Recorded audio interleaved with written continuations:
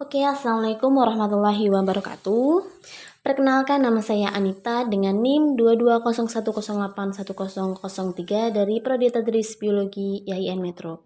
Nah, jadi video ini saya buat untuk mempresentasikan tugas TIK mengenai esai yang berjudul Informasi sebagai sesuatu yang mengurangi ketidakpastian ruang lingkup biologi dengan judul Teori Evolusi Asal-Usul Manusia. Nah, jadi pada bagian pendahuluan, evolusi ini seringkali menjadi topik yang membingungkan dan penuh kontroversi, itu baik dalam diskusi ilmiah maupun di masyarakat umum. Nah, ketidakpastian ini biasanya itu muncul karena kurangnya informasi yang jelas dan pemahaman tentang konsep dasar evolusi serta bukti-bukti pendukung yang kurang serta implikasi terhadap kehidupan manusia. Nah, sejak Charles Darwin mempublikasikan karyanya yang monumental yaitu On the Origin of Species tahun 1959.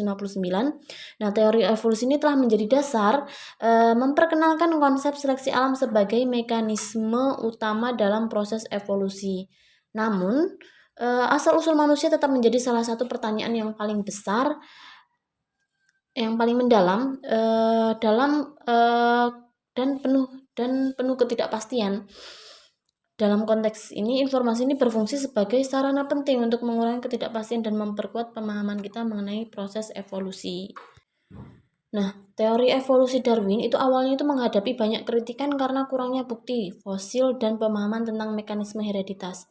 Namun ketidakpastian ini kemudian berkurang dengan adanya penemuan-penemuan baru di bidang paleontologi ilmiah, baik melalui bukti fosil, studi genetik maupun teknologi modern. Selanjutnya itu ada pentingnya informasi dalam memahami evolusi. Nah, dalam biologi sendiri itu informasi berfungsi sebagai alat untuk menghubungkan hipotesis dengan data yang diverifikasi secara ilmiah. Misalnya, studi tentang perbaikan alat-alat manusia purba dari zaman batu ke zaman logam. Tidak hanya memberikan wawasan tentang kemampuan adaptasi manusia, tetapi juga menunjukkan hubungan antara perkembangan biologis dan budaya manusia. Nah, ketika Darwin mengajukan teori evolusi, masyarakat ilmiah itu pada saat itu menghadapi ketidakpastian berat tentang bagaimana spesies itu terbentuk dan berkembang. Nah, konsep evolusi ini melalui seleksi alam yang diperkenalkan Darwin memberikan kerangka kerja yang sistematis untuk menjelaskan keberagaman hayati. Teori didasarkan pada premis bahwa yang pertama itu ada populasi memiliki variasi bawaan, yang kedua itu individu dengan karakteristik yang lebih adaptif memiliki peluang lebih besar untuk mempertahankan hidupnya atau adaptasi. Yang selanjutnya itu perubahan bertahap selama waktu lama dari menghasilkan spesies baru. Nah, salah satu ketidakpastian terbesar adalah penerapan teori pada asal-usul manusia. Nah, jadi banyak yang bertanya-tanya apakah manusia itu berevolusi dari nenek moyang yang sama dengan primata lain seperti contohnya kera, mohon maaf.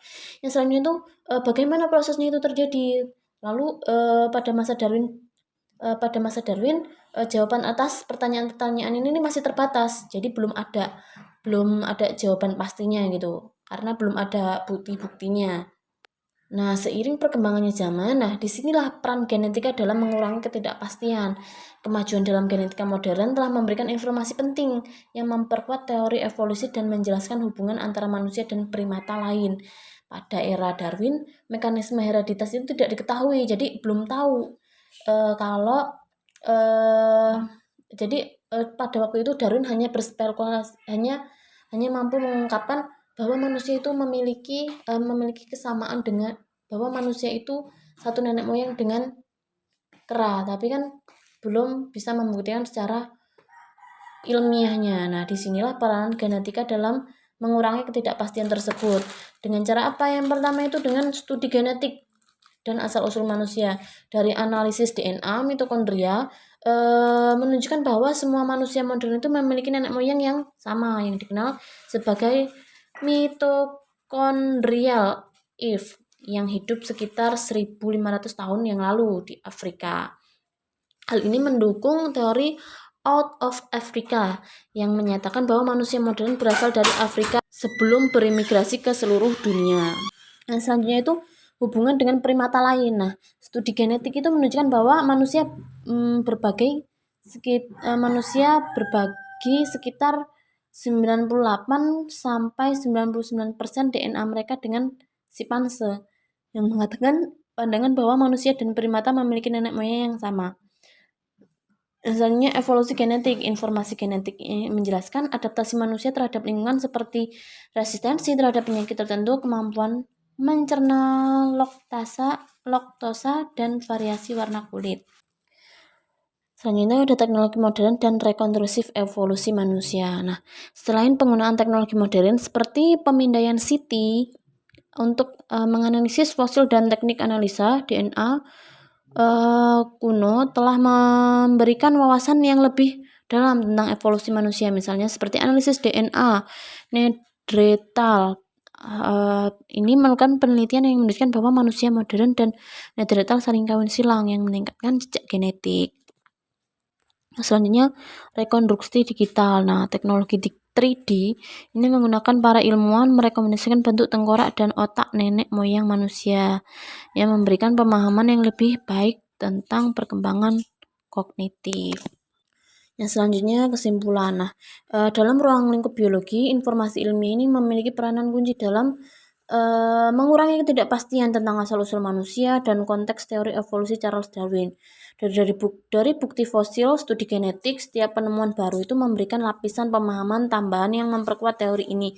Meskipun masih ada pertanyaan yang belum terjawab seperti detail evolusi kognitif manusia, informasi yang telah dikumpulkan serta sejauh ini memberikan dasar yang kuat untuk memahami perjalanan panjang evolusi kita. Sebagai makhluk yang terus mencari kebenaran, manusia memiliki tanggung jawab untuk mengenali informasi baru yang dapat menjawab pertanyaan-pertanyaan mendalam tentang asal-usul manusia.